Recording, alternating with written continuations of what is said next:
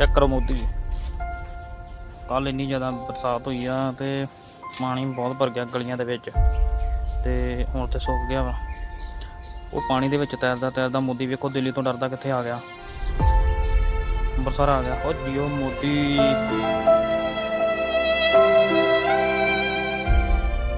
की बनया तेरा होए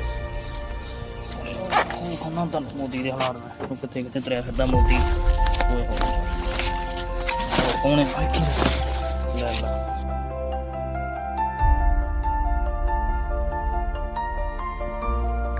ਜਿਹੜੇ ਤੂੰ ਦਿੱਲੀ ਦੇ ਵਿੱਚ ਕੰਮ ਕੀਤੇ ਨਾ ਇਹ ਸਹੀ ਨਹੀਂ ਆ ਮੋਦੀ ਮਿੱਤਰੋ ਕਹਿਣਾ, ਪਰ ਮਿੱਤਰੋ ਵਾਲੇ ਕੰਮ ਨਹੀਂ ਕੀਤੇ, ਕੰਮ ਕੀਤੇ ਛਿੱਤਰੋ ਵਾਲੇ। ਬੱਚਿਆਂ ਦੇ ਪੇਪਰ ਲੀਕ ਕਰਵਾ ਕੇ ਵਿਚਾਰਿਆਂ ਦੇ ਤੂੰ ਸਹੀ ਨਹੀਂ ਕੀਤਾ।